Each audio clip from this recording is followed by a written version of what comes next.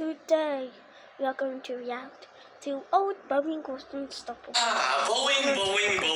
We've had a lot of history together. Beoing is my idol. I want to work for Beoing. Yeah, you work for Beoing. Well, most probably to all the cartoons they get Once the most trusted name in aviation, now now the most controversial aircraft manufacturer of the airport 21st century. But there was a time when Beoing was building literal flying tanks, and today, let's take a look at some of those planes. Wait, there was three chunks. Nicknamed the Flying Fortress, on the 28th of July 1935, the B-17 would take to the skies for the first time. And over the course of World War II, 12,000 were built, and it was one of the most advanced and robust aircraft of its time. So advanced that it once decided, I'm a strong, independent plane. I don't need no crew in my life. But before that, while this is a true story, there's not a lot of information about it, and there's a lot of theories about this story, so just be aware of that. On the 23rd of November 1944, a B-17 flying over Belgium encountered heavy flak, or gunshots, causing two engines to fail. With the third engine looking like it was going to go, the crew set the autopilot and bailed the aircraft. But guess what? Somehow the plane landed by itself in a field without its crew, with its engines still running. Again, there's not much information about this incident, and I don't even know which of these pictures are real or fake, but still, an incredible feat to the B-17. Okay. Yep. The B-52 being built in 1952, and not so many years ago, the Air Force announced a re-engine program for these jets, meaning there's a good chance that most of the remaining B-52s will likely live past the age of 100. That alone is a huge accomplishment. Until you hear about this story. On the 10th of January 1964, a B-52 was flying over Kansas. The goal of this test flight was to test the effects of buffeting and turbulence. But in the process, turbulence increased so bad around the rear of the aircraft that the entire vertical stabilizer broke off. Now, I want to stress this out. Most of the time when the tail breaks off the plane, you're doomed. But not this crew. By shifting fuel from the rear of the plane to the front, they were able to shift the center of gravity of the aircraft, and somehow they had just enough control to be able to guide the plane back to the Air Force Base in Kansas. Nope, bad weather forced them to divert to another Air Force base in Arkansas, where they somehow managed to land the plane. In all, the plane flew for 5 hours with 83% of its vertical stabilizer missing. How is this even possible, man? I would agree. Hey guys, so if you haven't heard, you can actually earn... Gosh. Okay. No one wants to buy this. Hold my beer. Oh, yes. What is he doing? Yeah, oh my gosh, he's upside down. Pictures. What's going on here? And the dead. One of them On the is dead. 15th of July 1954, the Boeing 367-80, aka the prototype Boeing 707 or Boeing 720, takes off for the first time. But initially, no one wanted the jet because they were all too scared and suffering from PTSD from the de Havilland comet, which I will talk about in a future video. So, on the 7th of August 1955, Boeing would pass the keys of the 367-80 to test pilot Tex Johnson, where he would show off the plane at the Seattle Air Show. Except, they didn't quite tell Tex Johnson what to do, so he decided to barrel roll the aircraft twice. I decided that I would do a roll to impress the people. So I came across and did a Shondell. No, that is actually the best one ever. Now first, it's actually scary. One of my test we need to engineers happened to have his camera with him, and he snapped a picture, which is famous today, with the airplane on its back, the engine's up on top of the wing, and the Lake Washington below. But it is worth knowing that while barrel roll sounds dangerous and impressive, according to Tex Johnson and many experts, it's actually safe if you perform it well. You're not actually turning the aircraft upside down, you're more of guiding it along a path that just so happens to take it upside down, and the G-forces acting on the aircraft remain about 1 G. But still, if you just so happen to have a Boeing 367-80, don't try this at home. If the plane crashed at the air show, it would have killed a lot of people. And even if it didn't and crashed into a mountain instead, it would have still doomed the Boeing company. But you know what? Huge congrats to Tex Johnson, just an amazing feat of flying. Part of the wing is gone. How do you land with one wing? What do you mean it was rebuilt and returned to service? Still on the 707 or the 720, on the 28th of June 1965, Pan Am Flight 843 was bound for Honolulu from California. But at about 800 feet, just a few minutes after takeoff, the number 4 engine exploded, which ignited fuel in the right wing, causing the last 8 meters of the right wing to break off. And as you can see, somehow these badass pilots managed to land the plane. How do you land the plane with one wing missing? And at the same time, the plane was then rebuilt and put back into service. Our last Boeing 707 story is Transair Service Flight 671. On the 31st of March 1992, the 707 was bound for Nigeria, but about an hour into the flight, the aircraft suffered from heavy turbulence, causing engine number 3 to break off and smash into engine number 4, causing it to break off as well. And with the plane being a 1950s plane, it's heavy to fly. And thanks to the asymmetric thrust, it just made things harder. Yet somehow the pilots, using all of their muscle, managed to fly the plane back to an airport. And just before landing, the pilots extended the flaps. But little did they know that the fuel lines had been damaged, and this caused fuel to leak out and catch fire. So now this 1950s plane is missing 2 engines and has a wing on fire. Yet somehow the pilots still managed to land the plane.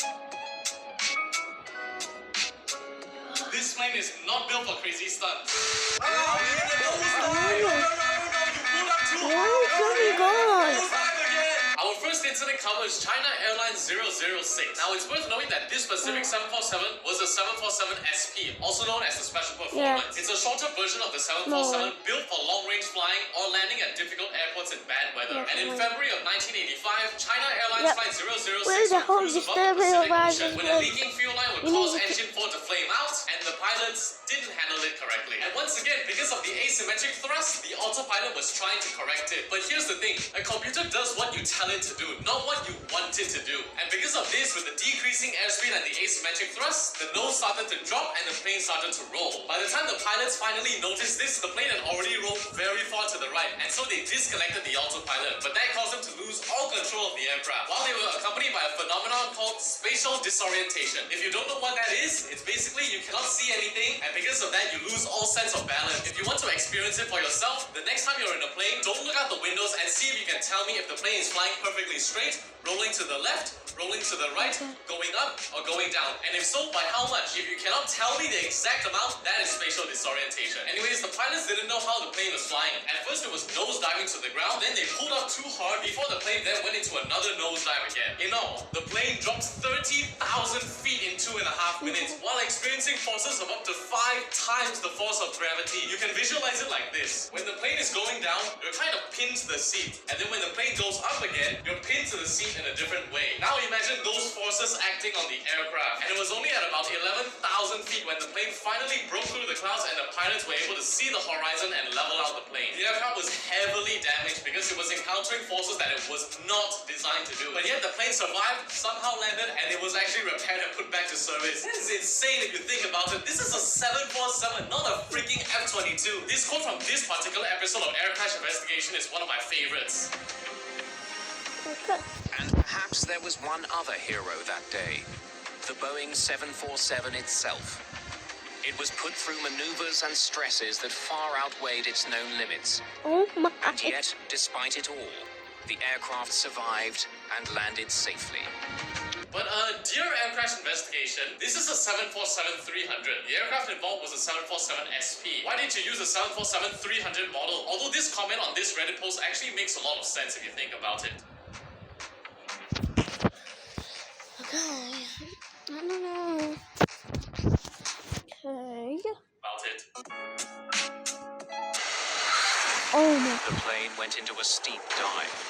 The force of the air. The cause of the crash was a faulty repair from 22 years ago. You're telling me this wasn't fixed when my child was in the womb? Now he's a full working adult and only then the plane failed? How does the plane survive 22 years without being fixed? I'm doing both of these incidents together because they're quite similar. China Airlines Flight 611 was a 747-200 and JAL 123 was a 747-100SR. SR short for short range because Japan Airlines needed a high-density 747 for short-range flying. Let's start with Japan Airlines 123.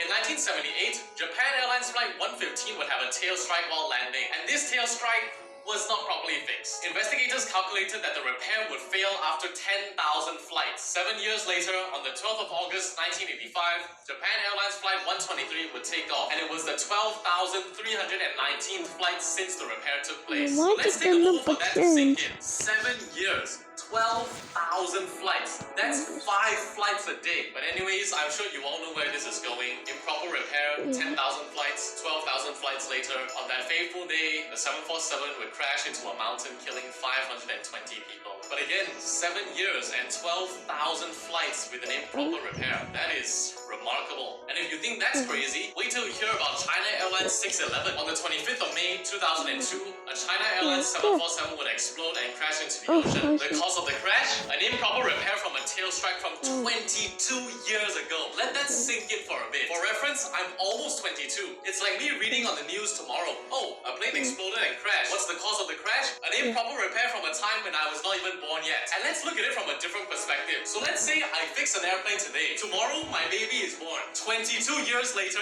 this baby is now a fully grown working adult. I am looking at retirement, and only then the plane exploded and crashed.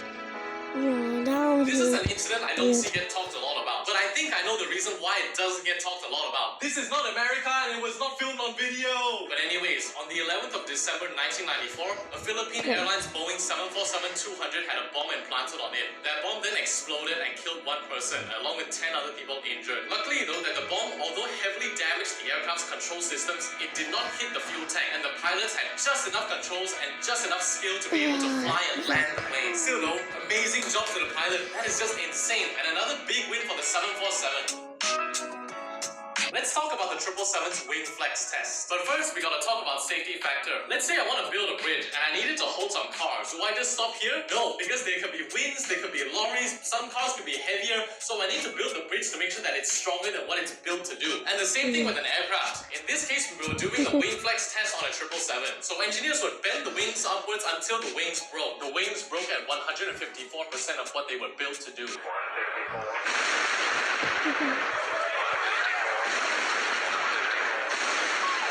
Oh, what the hell? I'm doing these 3 incidents together because they both follow the same idea. British Airways Flight 38 crash landed, and somehow nobody was killed in this incident. Asiana Flight 214 crash landed, and 3 people were unfortunately killed because they were not wearing seatbelts. Wear your goddamn seatbelts, people. And United 238, an incident that took place not too long ago, when an engine exploded and some of the fragments actually hit the fuselage. But guess what? There was no severe damage. These 3 incidents truly highlight the solid construction of the 777. That is really impressive. Here are another 2 incidents I want to briefly mention. The first one being Taka Flight 110, a Boeing 737-300 that flew into heavy rain causing both engines to fail. And then Captain Carlos Dardandos, I'm sorry, managed to somehow land the plane on a grass levee. Despite the fact that he's missing 1 eye. He does not have 1 eye and still managed to land the plane on a grass levee. What is this captain made of? And here's another incident. Garuda Indonesia Flight 421, another 737-300 that flew into heavy rain causing both engines to fail. Despite that, the pilots managed to guide the plane all the way to the Solo River in Java and ditch the plane there. Unfortunately though, 1 flight attendant was killed in this incident. I'm not downplaying Solly at all. His skills definitely saved everybody on that flight that day. It's just that the only reason that incident got so much attention and these 2 didn't is because this is not America and none of those incidents were filmed on video. And here's another 737-300, which I won't say anything, you guys watch the video. Bank angle. Bank angle check. Bank I never angle. saw this. Yeah. Sink rate. Pull up. Pull up. Sink rate. Sink rate. It's raining. 50. 40. 30. 20. And well, that about wraps it up for this video. This is my first attempt at a longer video, so I hope you guys enjoyed it, and please give me your feedback. Also, thank you so much for 10,000 subscribers on YouTube, as well as several thousand on TikTok and Instagram. My life has changed drastically because of all of the support. Just thank you so much. Thank you. And I will see you all in the next video. Everyone, subscribe to the Palm Springs. I'm gonna do a reaction to my, but I don't know.